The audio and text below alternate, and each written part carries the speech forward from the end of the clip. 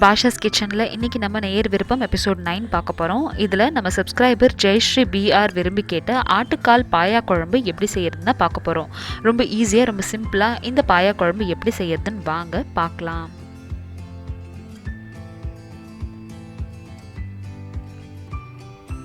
பாயா குழம்பு செய்கிறதுக்கு இங்கே நான் வந்து ஆட்டுக்காலை நல்லா வந்து சுரண்டி எடுத்து வாஷ் பண்ணி அதை குக்கரில் சேர்த்துட்டு மஞ்சள் பொடி உப்பு கொஞ்சம் சேர்த்துட்டு வேக வச்சு எடுத்திருக்கேன். ஒரு 7லேருந்து 8 விசில் போட்டு நான் இதை வேக வச்சு எடுத்திருக்கேன். ஃபஸ்ட்டு ஒரு தடவை வேக வச்சு எடுத்துக்கோங்க. உங்களுக்கு வந்து சரியாக வேகலை அப்படின்னு நீங்கள் நினச்சிங்கன்னா மறுபடியும் ஒரு 3லேருந்து 4 விசில் போட்டு வேக வச்சுக்கலாம். இது வேகிற தன்மை வந்து அந்தந்த ஆட்டுக்காலை பொறுத்து இருக்குது.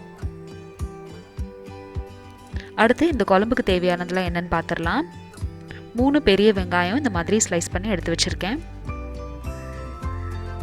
கொஞ்சம் பட்டை கிராம்பு ஏலக்காய் எடுத்து வச்சுக்கோங்க. அரை மூடி தேங்காவை அரைச்சி இந்த மாதிரி பேஸ்ட்டாக ரெடி பண்ணி வச்சுக்கோங்க. 3 பெரிய தக்காளியை அரைச்சி இந்த மாதிரி தக்காளி பேஸ்ட்டாக ரெடி பண்ணி எடுத்து வச்சுக்கோங்க. கொஞ்சம் கொத்தமல்லி, அப்புறம் இஞ்சி பூண்டு பேஸ்ட்டு. இப்போ நம்ம குழம்பு செய்கிறதுக்கு ஸ்டார்ட் பண்ணலாம். ஒரு பேனில் ஒரு 5லேருந்து 6 டேபிள் ஸ்பூன் கடலை எண்ணெய் சேர்த்துருக்கேன். நீங்கள் எந்த எண்ணெய்னாலும் சேர்த்துக்கலாம். இதில் இப்போ நம்ம பட்டை கிராம்பு ஏலக்காய் சேர்த்துக்கலாம். இந்த குழம்பு இன்றைக்கி நான் மேயர் பாத்திரத்தில் தான் வச்சுருக்கேன். இந்த பாத்திரத்தை பற்றி உங்களுக்கு ஏதாச்சும் டீட்டெயில்ஸ் வேணும் அப்படின்னா நீங்கள் கீழே டிஸ்கிரிப்ஷன் பாக்ஸில் லிங்க் பார்க்கலாம். இது ஒரு பிரியாணி பாட் தான், ஆனால் நிறைய குழம்பு செய்கிறதுக்கும் இந்த பாத்திரம் நல்லா யூஸ் ஆகுது. இப்போ இதில் நறுக்கி எடுத்து வச்சுருக்க வெங்காயம் சேர்த்துட்டு எல்லாத்தையும் நல்லா வதக்கிக்கோங்க.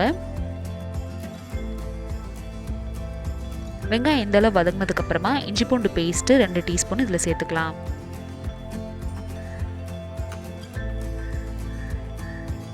அதையும் ஒரு 4லேருந்து 5 நிமிஷத்துக்கு வதங்க விடுங்க. இப்போது எடுத்து வச்சிருக்கிற தக்காளி பேஸ்ட்டை சேர்த்துடலாம்.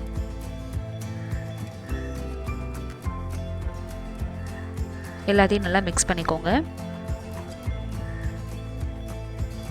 இந்த அளவு ஒரு 5 நிமிஷம் கொதிச்சதுக்கப்புறமா இதில் வந்து வெறும் மிளகாத்தூள், தனியாத்தூள், அப்புறம் மஞ்சத்தூள் சேர்த்துக்கோங்க.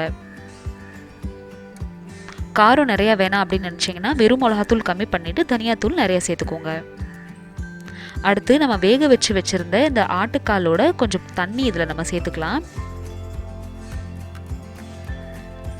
இப்போது இந்த வெங்காயம், தக்காளி, அப்புறம் இந்த மசாலா வாசனை போகிற வரைக்கும் ஒரு 5லேருந்து 7 நிமிஷத்துக்கு இதை ஃபுல் ஃப்ளேமில் கொதிக்க விடுங்க.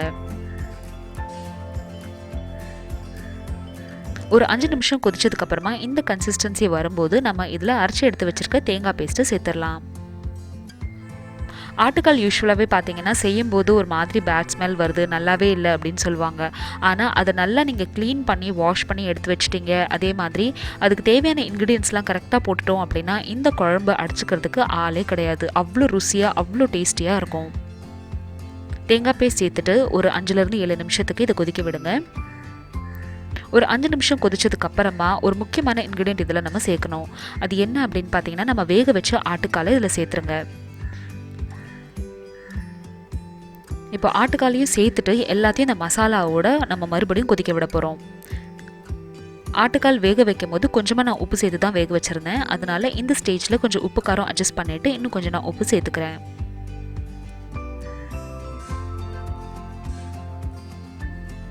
இன்னொரு ஒரு முக்கியமான இன்க்ரீடியன்ட் இதில் வந்து நம்ம எப்பயுமே மட்டன் குழம்போ இல்லை இந்த மாதிரி ஆட்டுக்கால் குழம்பு செய்யும்போது ஆட் பண்ணணும். அது என்ன அப்படின்னு பார்த்தீங்கன்னா கொதிக்கும் போதே வந்து நம்ம இதில் கொத்தமல்லி இலையை சேர்த்துடணும்.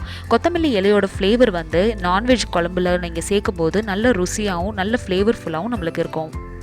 ஒரு 10லேருந்து 15 நிமிஷம் வரைக்கும் கொதிச்சதுக்கப்புறமா பாருங்கள் எண்ணெய் பிரிஞ்சு இந்த மாதிரி வரும்.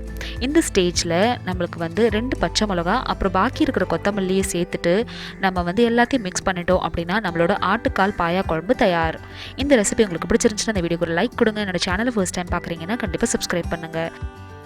கொத்தமல்லி அப்புறம் பச்சை மிளகா போட்டு எல்லாத்தையும் நல்லா மிக்ஸ் பண்ணிவிட்டு ஒரு 1/2 மணி நேரத்துக்கு இதை அப்படியே மூடி வச்சுருங்க. ஃப்ளேம் ஆஃப் பண்ணிவிட்டு இது ஒரு 1/2 hour அப்படியே விட்டுட்டிங்க அப்படின்னா நல்லா மசாலா இந்த ஆட்டுக்கால் பாயாக்குள்ளெல்லாம் போய் நல்லா வந்து நம்மளுக்கு குழம்பு சூப்பர் டெலிஷியஸாக இந்த மாதிரி ஆயிரும். ஒரு 1/2 hour அப்புறம் பாருங்கள் நம்மளோட ஆட்டுக்கால் பாயா குழம்பு தயார். உங்களுக்கு குழம்பு நீங்கள் ஆஃப் பண்ணி தம்மில் வச்சிட்டிங்கனாலே இந்த கன்சிஸ்டன்சியில் வந்துடும். இந்த கன்சிஸ்டன்சி நம்மளுக்கு ரைஸ்க்கு அப்புறம் அப்பம், இடியாப்பம் 3க்குமே நல்லாயிருக்கும். இப்போ இதை நம்ம டிஷ் அவுட் பண்ணிடலாம். இந்த ஆட்டுக்கால் பாயா குழம்பு இன்றைக்கி நான் ரைஸ்க்காக ப்ரிப்பேர் பண்ணியிருக்கேன். நீங்கள் இது இடியாப்பம் அப்புறம் அப்பம் கூடயும் வச்சு சாப்பிட்லாம். இந்த ரெசிபி நீங்களும் ட்ரை பண்ணி பார்த்துட்டு உங்களுக்கு எப்படி வந்துச்சு அப்படின்றத கமெண்ட் செக்ஷனில் சொல்லுங்கள். தேங்க்யூ ஸோ மச் ஃபார் வாட்சிங். பாய்.